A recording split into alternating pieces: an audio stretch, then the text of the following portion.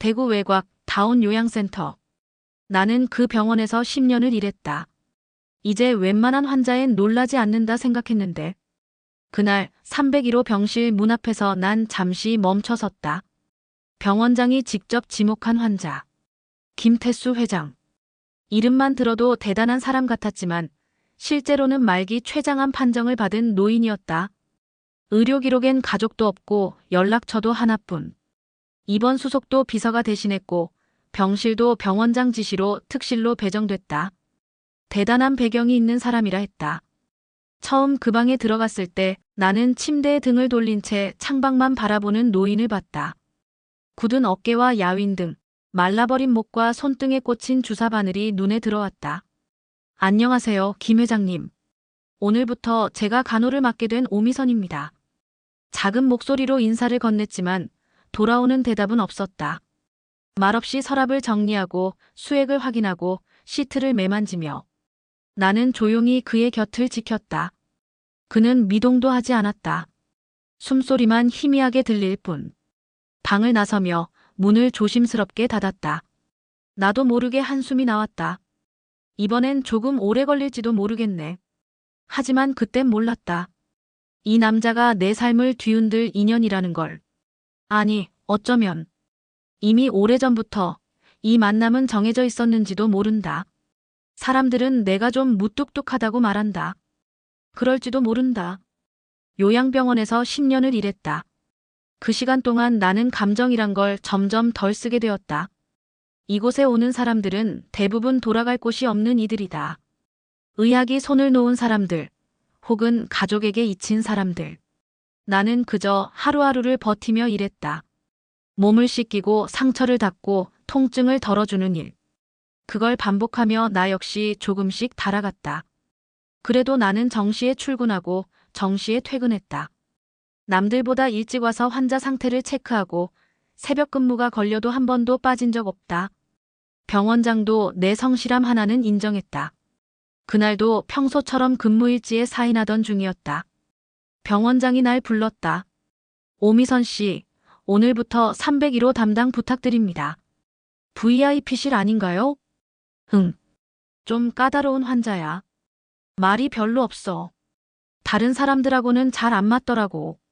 그렇게 나는 이름도 제대로 듣지 못한 채 조용한 환자를 맡게 되었다. 내가 301호를 처음 맡았을 때 간호사실 분위기가 이상했다. 몇몇 젊은 간호사들이 수군거렸다. 그 방 맡았대. 무섭지 않아? 말도 없고 뭔가 기분 이상하잖아. 나는 아무 말 없이 장갑을 끼고 병실 문을 열었다. 그날 회장은 내 얼굴을 단 한 번도 보지 않았다. 수액은 반쯤 비어 있었고 몸은 식어 있었다.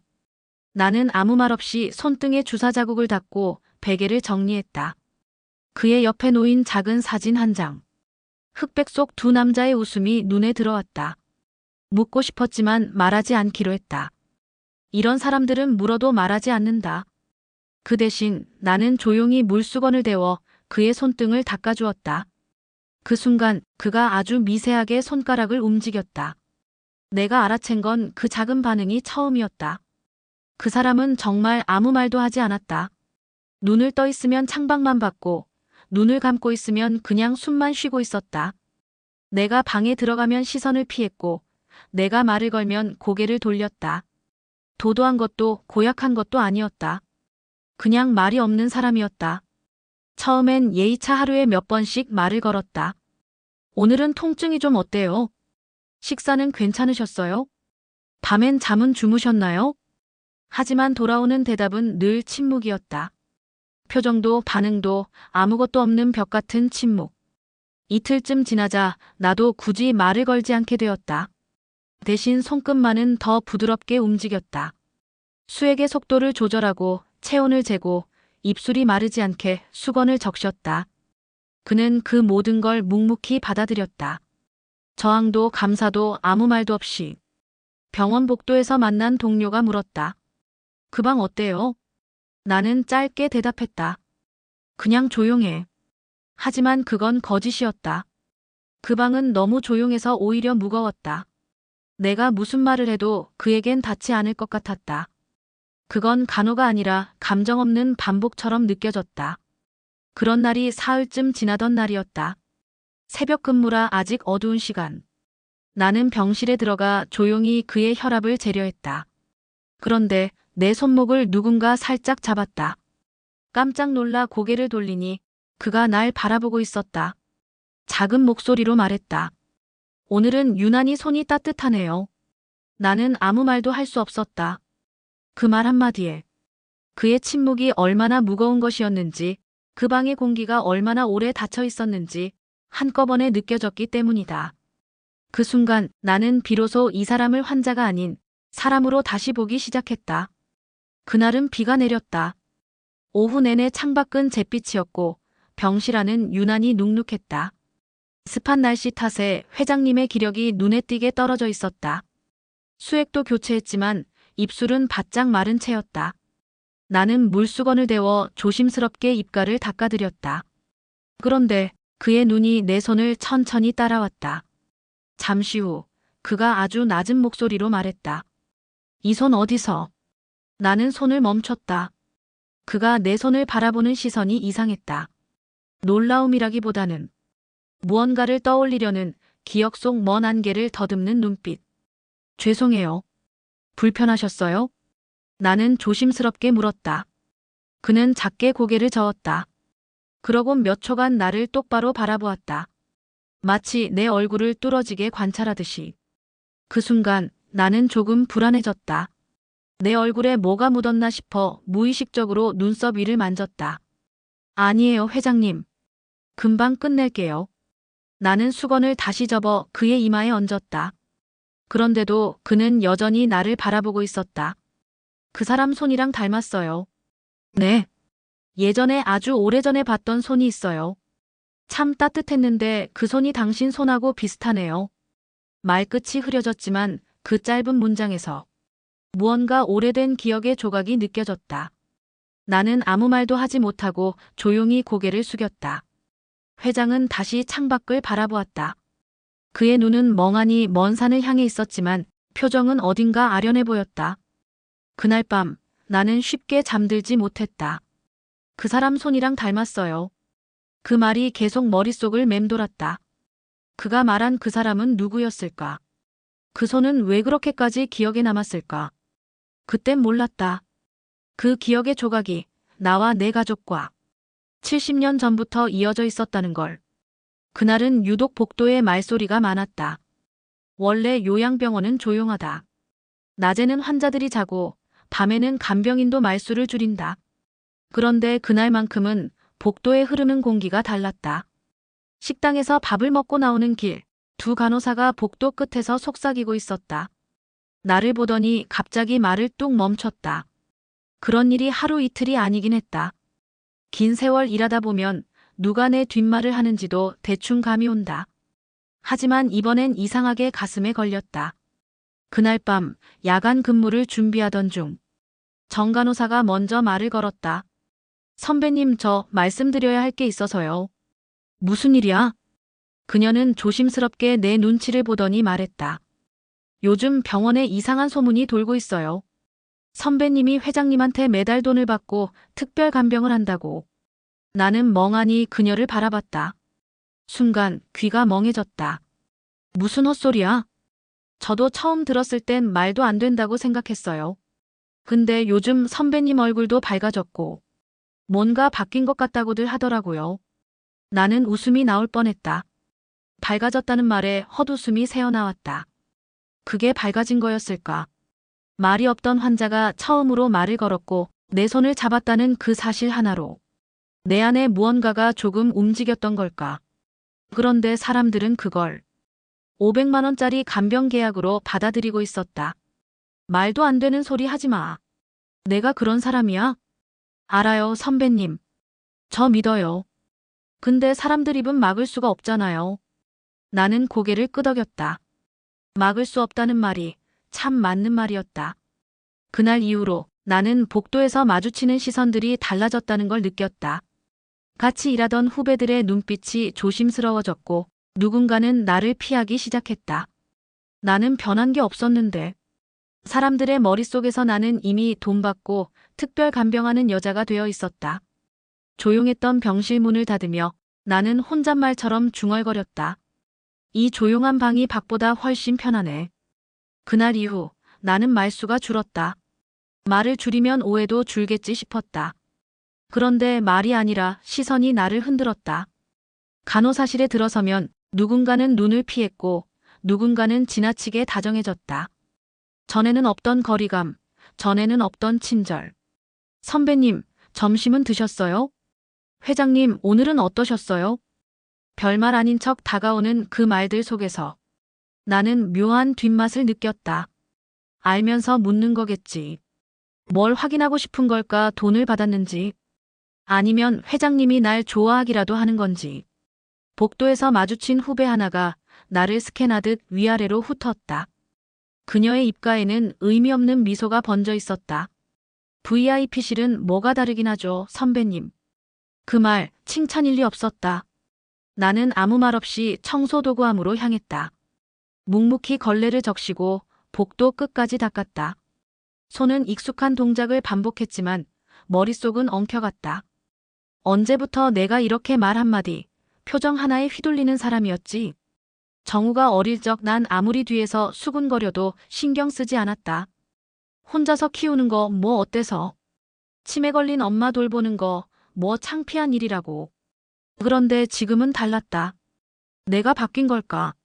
아니면 누군가의 손길 하나에 흔들릴 만큼 내가 약해진 걸까? 하루는 퇴근하려다 우연히 간호사실 문틈으로 들려온 말에 걸음을 멈췄다. 근데 솔직히 그렇게 정성껏 간호하겠냐? 돈 받으니까 저러는 거지. 순간 심장이 뚝 떨어지는 소리가 들렸다. 나는 조용히 돌아서서 아무 말 없이 병원을 나섰다. 밤 공기가 싸늘했지만 그날따라 더 아팠던 건 내 자존심이었다. 어떻게든 참고 있었는데 그 말 한마디가 마음속 어딘가를 부숴버렸다. 난 그냥 내가 해야 할 일을 한 것뿐인데. 그날 집으로 가는 버스 안에서 나는 창밖을 멍하니 바라보며 생각했다. 그 사람 회장님은 이런 내 속을 알고 있을까? 퇴근길, 늘 가던 방향이 아닌 반대편 버스를 탔다. 한 정거장을 지나 도착한 곳은 어머니가 계신 요양원이었다. 윤미선 보호자님 오셨네요. 낮은 목소리로 인사를 건네는 간호사의 눈빛엔 익숙한 연민이 섞여 있었다. 내가 이곳에 얼마나 자주 들렀는지 그들도 안다. 어머니는 오늘도 내 얼굴을 알아보지 못했다. 알츠하이머는 기억을 서서히 지워갔고 이젠 이름도 나이도 심지어 내 얼굴도 가끔 낯설어하는 날이 많았다. 나는 익숙하게 어머니의 머리를 빗어드리고 손톱을 다듬었다. 눈을 감고 계셨지만 어느 순간 살짝 입꼬리를 올리며 말했다. 미선이, 아직 안 왔니? 심장이 철렁 내려앉았다. 어머니의 입에서 내 이름이 나온 게 언제였더라? 왔어요, 엄마. 여기 있어요. 나는 최대한 밝게 말했지만 눈가에 물기가 차오르는 걸 막을 수 없었다. 그날 요양원 사무실에서 요금 인상 안내서를 받았다. 정부 지원이 줄어서 부득이하게 인상됐습니다. 담담한 설명 뒤 명확한 숫자 하나. 월 78만 원, 월 92만 원. 이제 내 월급에서 어머니 요양비, 정우 학비, 집세, 식비. 아무리 계산해도 숨 쉴 틈이 없었다. 나는 엑셀 창을 열어 숫자를 정리했지만 어느 줄에도 나라는 항목은 없었다. 나를 위한 돈은 단 한 푼도 없었다. 그날 밤 집으로 돌아온 나는 가스불에 찌개를 올려놓고 소파에 앉았다. 아무도 없는 방. 적막한 공기. 가스 타는 소리만 작게 들렸다. 내가 무슨 큰 욕심을 부렸나? 그냥 일 열심히 하고 가족 돌보고 살아온 것뿐인데. 병원에선 뒷말이 들리고 집에선 생활이 무겁고 요양원에선 내 이름을 잊어가는 어머니가 있다. 문득 회장님의 말이 떠올랐다. 오늘은 유난히 손이 따뜻하네요. 그 말 한마디가 요즘 들어 유일하게 나를 사람처럼 느끼게 한 순간이었다. 엄마, 나 다녀왔어. 정우는 언제나 그랬듯 현관문을 조용히 열고 들어왔다. 밤 10시가 다 된 시간. 실습까지 마치고 돌아온 아이는 지쳐 보였지만 표정은 묘하게 맑았다. 밥은 먹었어? 응. 병원 구내식당에서 간다니. 그래도 집에선 좀 쉬어. 방 치워뒀어. 정우는 고개를 끄덕이며 내 맞은편에 앉았다. 책가방을 내려놓고 물 한 컵을 천천히 마셨다. 그러더니 갑자기 입을 열었다. 엄마, 나 오늘 이상한 일이 있었어. 왜? 회진 돌다가 우연히 어떤 환자 기록을 봤는데 그 사람 회장님이라는 분 혹시 301호에 계신 그분 맞아? 내 심장이 순간 철컥 멈추는 것 같았다. 왜? 이름이 낯익더라고. 김태수 회장님. 고등학교 때 받았던 장학금. 그 재단 이름이 김태수 장학재단이었잖아. 정우는 그 말을 하며 내 눈을 바라봤다. 나는 아무 말도 하지 못했다. 그땐 몰랐어. 누가 내게 그런 기회를 줬는지. 근데 오늘 그 사람 이름을 보는 순간 마음이 좀 이상했어. 정우는 고개를 숙였다. 엄마, 나 그 장학금 없었으면 의대 못 갔을 거야. 그때 집도 어려웠고 엄마 혼자 고생하셨잖아. 그 말에 나는 애써 고개를 저었다. 그건 내가 열심히 해서 그런 거야. 아니야. 누군가 날 지켜봤고 몰래 도와줬던 거잖아. 그 순간 정우의 눈에 맺힌 눈물이 뚝 떨어졌다. 나는 말을 잇지 못했다. 그 눈물이 너무 맑고 너무 무거웠기 때문이다. 그날 밤 나는 잠들지 못했다. 정우가 받은 장학금, 그 재단을 만든 사람, 그리고 지금 내가 매일 얼굴을 마주하는 그 환자. 하나둘 퍼즐이 맞춰지기 시작했다. 어쩌면 이 만남은 단순한 우연이 아닐지도 모른다. 이미 오래전부터 삶이 우리를 조용히 연결하고 있었던 건 아닐까.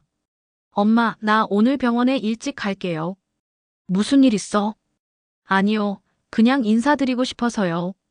정우는 평소보다 단정하게 교복처럼 다려 입은 실습복을 챙겨 입었다. 왠지 모르게 가슴이 철렁 내려앉았다. 내가 말리지 않으면 이 아이는 오늘 301호 병실로 갈 것이다. 나는 아무 말도 하지 않았다. 그건 내가 막을 수 있는 일이 아니라고. 이상하게 그렇게 느껴졌다. 병원에 도착한 정우는 내가 없는 사이 301호 병실을 찾았다. 나는 복도 끝 간호사실 유리창 너머에서 조용히 그 장면을 지켜봤다. 정우가 조심스럽게 병실 문을 열고 안으로 들어섰다.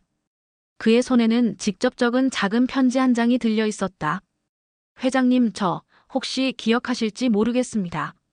정우라고 합니다. 고등학교 3학년 때 장학금을 받았어요. 김태수 장학재단에서요.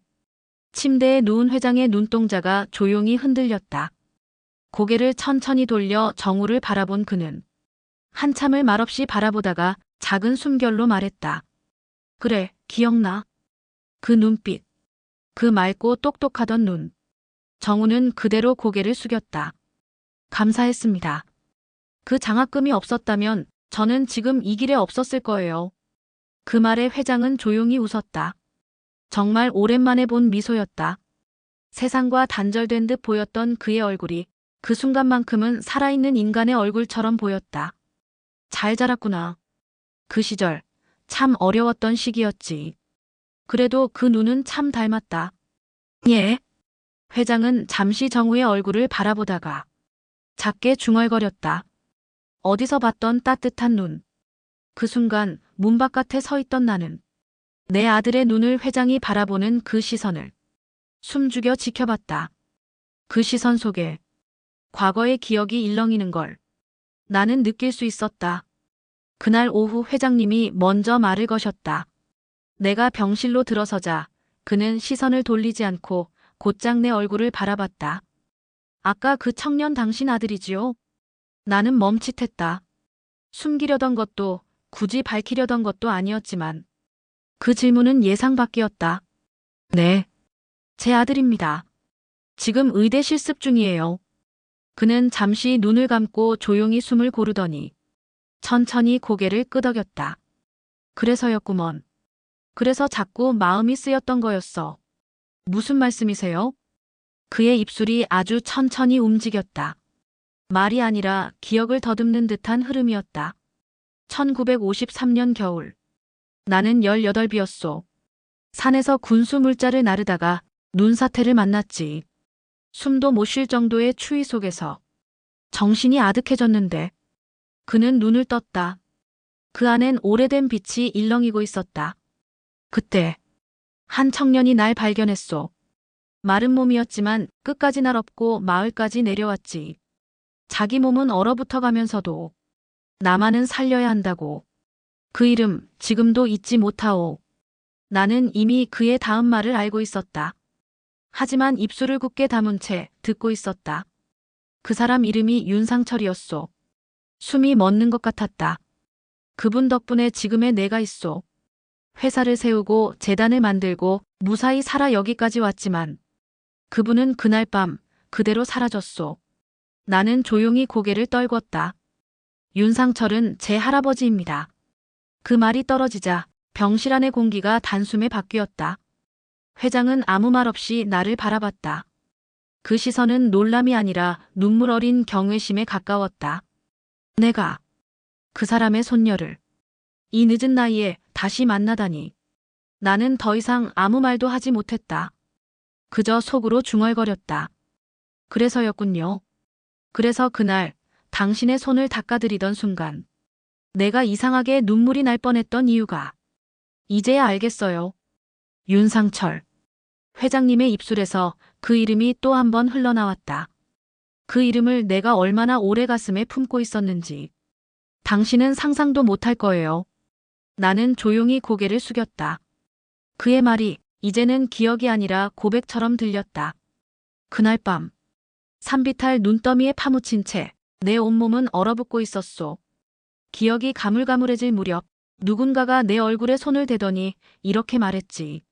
그는 내 손을 조심스레 쥐었다. 괜찮소. 내가 데려갈 테니 버티시오. 그 목소리, 그 손. 윤상철이었소. 나는 숨을 삼켰다. 그의 눈빛은 이미 70년 전 그 산속으로 가 있었다. 눈보라가 쏟아지던 그 산길을. 그 사람은 나를 업고 몇 시간을 걸었소. 미끄러지고 무릎이 찢기고 온몸이 얼어붙는 와중에도 날 한 번도 내려놓지 않았지. 그는 목이 메인 듯 잠시 말을 멈췄다. 마을 입구에 도착했을 땐 그 사람은 이미 체온이 많이 떨어져 있었소. 나는 그 길로 병원에 실려가 치료를 받았지만 그 사람은 그 밤 이후로 다시 보지 못했소. 회장의 눈가에 작은 물기가 맺혔다. 내가 목숨을 건졌다는 기쁨보다 그 사람이 사라졌다는 죄책감이 더 컸어요. 그날 이후로 나는 언젠가 그 은혜를 갚아야 한다는 생각으로 살아왔소. 그는 나를 바라보며 말했다. 재단을 만든 것도 장학금을 준 것도 다 그 마음 때문이었소. 내가 받은 생명을 다른 누군가에게 조금이라도 나누고 싶었으니까. 나는 아무 말도 할 수 없었다. 그저 회장님의 말을 온몸으로 듣고 그 손을 가만히 감싸줄 수밖에 없었다. 그런데 그분의 손녀가 내 마지막을 함께하고 있다는 게 이게 운명이 아니고 뭐겠소. 그는 작게 웃었다. 하지만 그 웃음은 말할 수 없이 따뜻했다. 나는 속으로 또 한 번 중얼거렸다. 할아버지, 당신이 살려낸 한 생명이 이제 저를 살려주고 있어요. 회장님의 얼굴은 그날따라 유난히 고요해 보였다. 침대 머리맡에 놓인 흑백 사진을 바라보며 그는 천천히 입을 열었다. 그 사람에게 받은 생명으로 나는 참 많은 걸 잃었지요. 하지만 한 번도 그게 온전히 내 것이라 느낀 적은 없었소. 나는 조용히 그의 곁에 앉았다. 그의 말은 고백 같기도 하고 유언 같기도 했다. 남들은 나를 성공한 사람이라 부르지만 난 그저 윤상철이란 사람 덕에 살아남은 사내일 뿐이었소. 그는 잠시 숨을 고르며 말을 이었다. 살아남았으니 뭐라도 해야 했죠. 죽은 사람 대신 내가 더 버텨야겠다는 마음. 그게 날 지탱했소. 밤새워 일하고 사람들에게 욕을 먹어도 꼭 참고 회사를 세우고 사람을 고용하고 모든 시작은 은혜를 갚겠다는 마음뿐이었소. 나는 그가 세상의 중심에 있던 사람이 아니라 단 한 사람에게 빚진 마음으로 살아온 사람이었다는 걸 그제야 제대로 느낄 수 있었다. 내 삶이 그렇게 커진 건 어쩌면 그 사람의 뜻이었을지도 모르지요. 내가 번 돈이 그 사람이 원했던 누군가에게 닿길 바랐던 거겠죠. 나는 눈을 감고 고개를 숙였다. 회장님의 말 한마디 한마디가 가슴 안에서 울림이 되었다. 그런데 말이오, 미선 씨. 그가 조용히 내 이름을 불렀다. 이젠 그 빚도 이만 내려놔도 될 것 같소. 나는 눈을 들었다. 그의 눈동자엔 어쩌면 처음으로 담긴 평화가 있었다. 당신을 만난 순간 마치 그 사람이 내 곁에 다시 온 것 같았소. 당신 손을 잡고 있는 동안 내 마음은 조용해졌소. 나는 그의 손을 꼭 잡았다. 작고 마른 그러나 너무도 따뜻한 손이었다. 회장님, 이젠 그분도 용서하셨을 거예요. 당신이 그 삶으로 충분히 갚으셨습니다. 그는 웃었다. 아주 조용히, 아주 깊게. 이젠 내가 떠나도 되겠지요. 그 말에 나는 대답 대신 그 손을 더 꼭 쥐었다. 이젠 내가 떠나도 되겠지요. 그 말이 귓가에 맴돌았다. 병실 밖 복도로 나오자 나는 주먹을 꼭 쥐었다. 떠나도 된다니 그 말이 왜 이렇게 아프지. 10년 넘게 이 병원에서 수많은 이별을 봐왔다. 죽음을 두려워하지 않았다. 누군가를 떠나보내는 일쯤 내겐 익숙한 감정이었으니까. 그런데도 회장님의 그 한마디가 가슴 깊숙한 곳을 건드렸다. 나는 병원 옥상으로 올라갔다. 하늘은 흐렸고 바람은 차갑지도 따뜻하지도 않았다. 텅 빈 의자에 앉아 나는 조용히 눈을 감았다. 그제야 떠올랐다. 그의 손을 처음 잡았을 때, 그의 숨이 흔들릴 때마다 내 안에 무언가도 함께 떨리고 있었다는 걸. 난 왜 이 사람에게 이렇게 마음이 쓰였을까?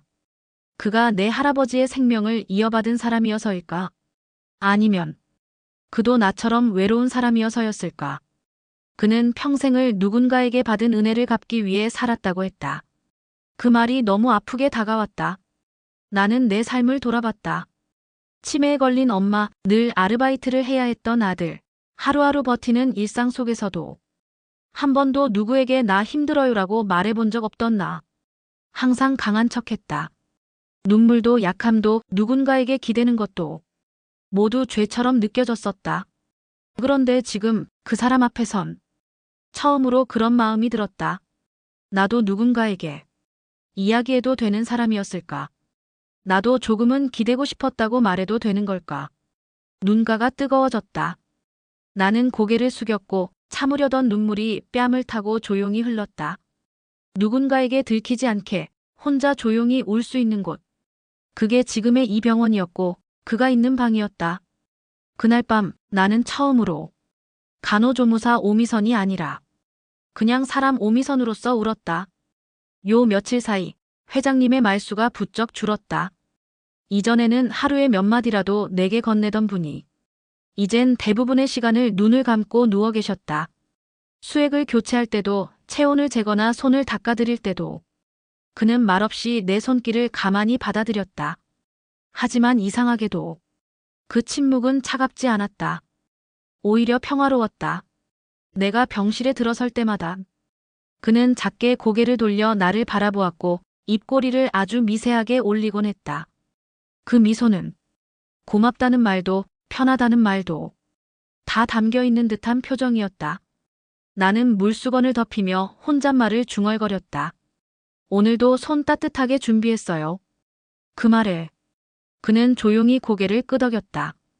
그저 그 한 동작만으로도 우린 충분히 서로를 이해하고 있었다. 병실 밖에선 여전히 소문이 돌고 있었고 어떤 동료들은 나를 슬쩍 피했다. 하지만 이제 그런 것들이 별로 중요하지 않게 느껴졌다. 나는 이 방 안에서 이 사람과 주고받는 조용한 하루하루가 그 무엇보다 소중했다. 어느 날은 그가 작은 목소리로 말했다. 내가 이토록 조용히 누워있을 수 있는 건 당신 덕분이에요. 나는 깜짝 놀라 고개를 들었다. 그의 눈은 뜨고 있었지만 초점은 먼 곳을 보고 있었다. 살면서 늘 조급했소. 늘 갚아야 할 게 있었고 멈추면 안 되는 사람처럼 살아왔는데 지금은 이상하게 마음이 조용해요. 당신 손이 내 삶의 마지막을 편안하게 만들었소. 그 말에 나는 무언가 안에서 조용히 녹아내리는 걸 느꼈다. 이 사람은 이제야 누군가에게 기댈 수 있게 된 것이다. 그리고 나는 그의 마지막 기댐을 받아줄 수 있는 사람이 되어 있었다. 그날 밤 그의 이마를 닫고 병실을 나서며 나는 문득 이렇게 생각했다. 할아버지, 당신이 지켜준 생명이 지금 제 손 안에 있어요. 그리고 그 생명은 이제 편히 눈을 감을 준비를 하고 있습니다. 301호 산소 포화도 86. 혈압 급감. 지금 담당 선생님 호출했습니다. 야간 근무를 준비하던 중 무전기로 들려온 그 짧은 보고에 나는 펜을 놓고 달려갔다. 병실 문을 여는 순간 그의 얼굴은 창백했고 숨결은 얇고 더디게 이어지고 있었다. 이미 알고 있었다. 그날이 오늘일 수도 있다는 걸. 하지만 막상 그 순간이 오면 사람 마음은 참 준비되지 않는다는 걸. 회장님, 나는 그의 손을 잡았다. 늘 따뜻하던 그 손이 이젠 조금씩 식어가고 있었다. 그는 겨우 눈을 떴다. 희미하게 하지만 분명하게 나를 바라보았다. 미선 씨. 그 조용한 속삭임 속에 그가 전하지 못한 수많은 말이 담겨 있었다. 나는 조용히 고개를 끄덕이며 그의 손등을 두 손으로 감쌌다. 네, 회장님. 여기 있어요. 괜찮아요. 그는 미약하게 고개를 끄덕였고 숨을 들이쉴 때마다 작게 신음이 섞였다. 나는 의사 대신, 간호사 대신, 가족 대신 그의 곁을 지켰다. 그가 마지막으로 꺼낸 말은 다른 누구도 아닌 내 할아버지의 이름이었다. 상철이. 그 이름 하나를 부르고 그는 조용히 눈을 감았다. 그 순간 나는 울지 않았다. 그저 손을 놓지 않고 그가 마지막 숨을 고를 때까지 그 곁을 지켰다. 바람 한 점 없는 밤이었다. 병실 창밖으로는 풀벌레 소리도 들리지 않았다. 나는 눈을 감고 속으로 이렇게 말했다. 회장님, 이제는 정말 괜찮으세요. 누군가에게 받은 생명을 당신은 충분히 빛나게 써오셨어요. 이제 편히 가셔도 돼요. 시간이 얼마나 흘렀을까. 그의 가슴이 모니터가 작은 곡선을 마지막으로 천천히 멈췄다. 나는 조용히 그의 손을 덮고 그 손등에 이마를 댔다. 그가 떠난 밤 세상은 조용했고 내 안의 무언가는 아주 천천히 무너져 내렸다. 장례식은 조용히 치러졌다. 조문객은 많지 않았지만 그중 누구도 그가 얼마나 깊은 생을 살아냈는지는 다 말하지 못했다. 나는 병원 유니폼을 입고 끝까지 그의 곁을 지켰다. 검은 리본을 단 명찰은 무겁고 가만히 선 발끝조차 차가웠다. 화장이 끝난 뒤 병원장과 함께 회장님의 유산관리인이 내게 다가왔다. 윤미선 씨 맞으시죠? 정장을 입은 남자는 검은 가방에서 봉투 하나를 꺼냈다. 회장님께서 생전에 직접 남긴 유언장이 있습니다. 그리고 당신에게 전하라는 말씀이 있으셨습니다. 나는 두 손으로 봉투를 받았다. 떨리는 손끝을 애써 숨기며 조심스럽게 그 종이를 펼쳤다. 유언장. 윤상철. 나의 생명의 은인이자 내가 평생 잊지 못한 이름. 그의 손녀 윤미선 씨를 통해 나는 마지막에야 비로소 평화를 얻었습니다.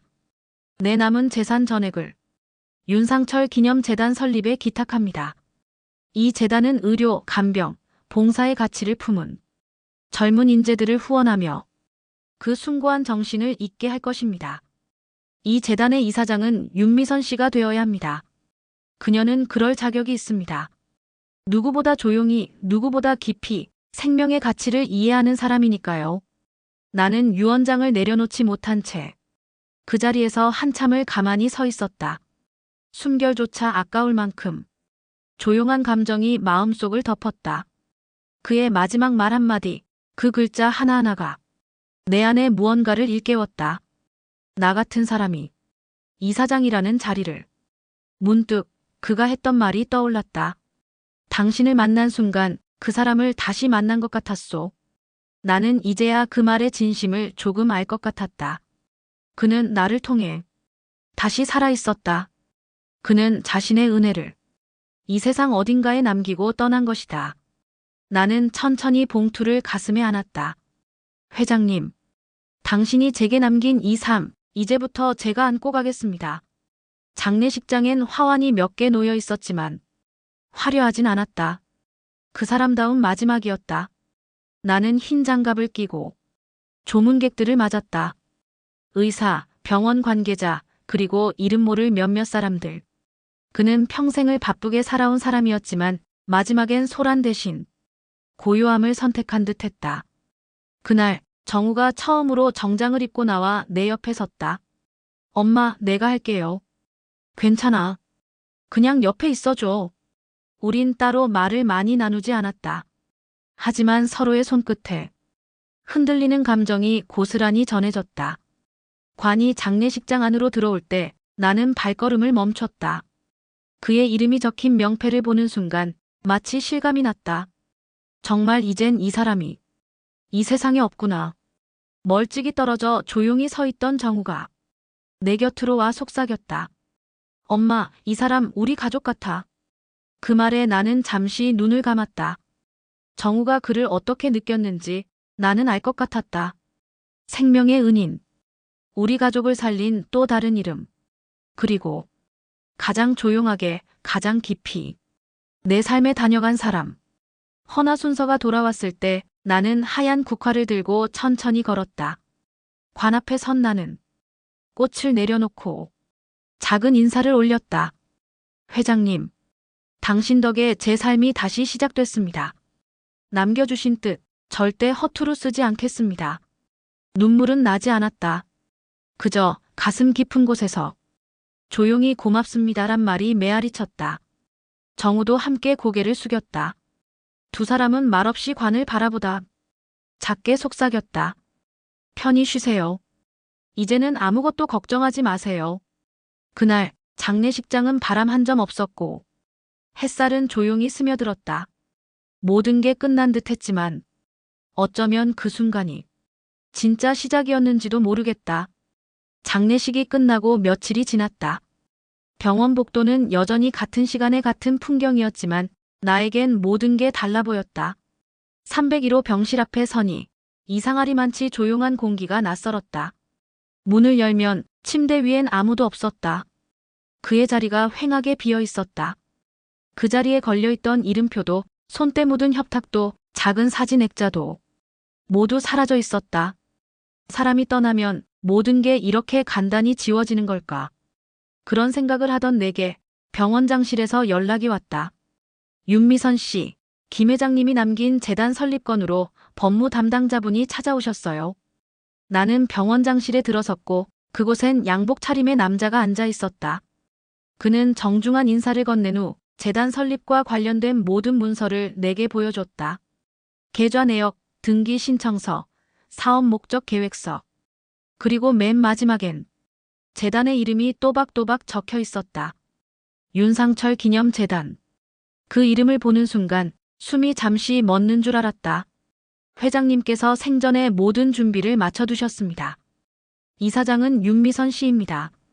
나는 멍하니 종이를 바라보다 물었다. 제가요? 네. 회장님께서 그렇게 유언에 명시하셨습니다. 그분은 당신이야말로 이 정신을 제대로 이어갈 수 있는 유일한 사람이라고 하셨습니다. 나는 대답을 하지 못했다. 말보다 먼저 감정이 목을 막았다. 내가 회장님의 마지막에 함께한 건 단지 운명이었을까? 아니면 그분이 남긴 뜻이 내 삶을 다시 부른 걸까? 밖으로 나왔을 때 햇살이 유난히 따뜻했다. 나는 병원 뒤편 작은 벤치에 앉아 하늘을 올려다보았다. 회장님, 당신은 떠났지만 당신이 남긴 마음은 여기 남아 있습니다. 그 마음이 이제 내 두 손 위에 놓였다. 그날은 봄비가 부슬부슬 내렸다. 서울의 작은 컨퍼런스홀. 길고 하얀 테이블 위에 파란색 로고가 선명히 새겨진 현수막이 걸렸다. 윤상철 기념재단 창립 이사회. 나는 단정한 옷차림으로 자리에 앉아 있었다. 어색했다. 그동안 유니폼과 이름표만 달고 살아왔던 내가 이제는 이사장이라는 이름으로 앉아 있다니. 하지만 머뭇거릴 시간은 없었다. 법무팀, 회계팀, 장학 담당 실무자들. 모두가 내 결정을 기다리고 있었다. 우리는 단순한 장학재단이 아닙니다. 나는 천천히 입을 열었다. 생명을 나눈 사람의 뜻을 잇는 아주 특별한 재단입니다. 사람들이 고개를 끄덕이기 시작했다. 간병과 돌봄, 의료와 봉사. 그 가치를 이해하는 젊은이들이 길을 잃지 않도록 도와줄 것입니다. 나는 종이에 적힌 준비된 멘트를 넘기지 않고 그저 마음속에 담아둔 말을 그대로 전했다. 김태수 회장님의 마지막 유언이 바로 이 재단입니다. 그리고 그 유언은 제 가족의 이름에서 시작됐습니다. 윤상철 그분은 제 할아버지입니다. 순간 회의실 안이 조용해졌다. 말이 필요 없었다. 그 이름 하나로 모든 의미는 충분했으니까. 회의가 끝난 뒤 한 젊은 실무자가 다가와 물었다. 이사장님, 재단 첫 장학사업 대상자는 어떤 분들이면 좋을까요? 나는 잠시 생각하다가 이름 하나를 꺼냈다. 정우. 제 아들입니다. 물론 그는 이미 장학금을 받았던 아이죠. 하지만 이제는 누군가에게 나눌 수 있는 사람이 되었어요. 그 말에 실무자는 미소를 지었다. 그럼 두 번째 정우를 찾아보겠습니다. 나는 고개를 끄덕였다. 그 순간 나는 알 수 있었다. 내가 지금 이 자리에 앉아 있는 이유. 누군가의 생명을 살려낸 한 사람, 그 사람의 뜻이 또 다른 생명을 향해 흘러가고 있다는 걸. 회장님, 보고 계시죠? 나는 속으로 조용히 인사했다. 당신이 남긴 이 정신, 제가 잘 지켜가겠습니다. 재단 사무실엔 햇살이 잔잔히 들어왔다. 창밖엔 벚꽃이 흐드러지게 피었고 가끔씩 봄바람이 커튼을 흔들었다. 나는 조용히 책상 앞에 앉아 윤상철 기념재단 이사장 명패를 바라보았다. 처음엔 그 이름이 부담스러웠다. 내가 감당할 수 있을까? 이 큰 뜻을 내가 이어도 되는 걸까? 하지만 지금은 조금 다르다. 두 개의 생명이 나를 이 자리에 데려왔다. 하나는 목숨을 걸고 남을 구한 사람. 그리고 하나는 그 빚을 평생 가슴에 품고 살아온 사람. 그 두 사람의 마음이 내 안에서 만났다. 그 후로 내 삶은 더 이상 같지 않았다. 병원을 떠난 지 몇 달이 지났다. 이제는 매일 출근해 회의하고 지원서를 검토하고 도움을 요청하는 사람들의 편지를 읽는다. 어떤 날은 밤늦게까지 남아 지원 대상자 한 사람의 사연을 꼼꼼히 읽고 나서야 퇴근한다. 정우는 어느덧 인턴 과정에 들어갔다. 병원에서 보낸 문자에는 엄마처럼 사람을 살리는 의사가 되겠다고 적혀 있었다. 나는 웃으며 답장을 보냈다. 엄마는 내가 사람 마음을 먼저 이해하는 의사가 되길 바란다. 언젠가 한 아이가 재단에서 장학금을 받고 훗날 또 누군가의 생명을 살리는 사람이 된다면 그게 내가 할아버지와 회장님께 진짜로 보답하는 길일지도 모르겠다. 이제야 나는 조금 알 것 같다. 돌봄이라는 건 정해진 시간에 손을 닦아주는 일이 아니라 마음을 건네는 일이라는 걸. 그렇게 이 이야기는 끝이 났지만 내 삶은 다시 시작되었다. 나는 두 눈을 감고 하늘을 향해 조용히 중얼거렸다. 할아버지, 그리고 회장님. 두 분이 저에게 물려주신 이 마음 평생 가슴에 품고 살겠습니다. 이제는 제가 누군가의 은인이 되겠습니다.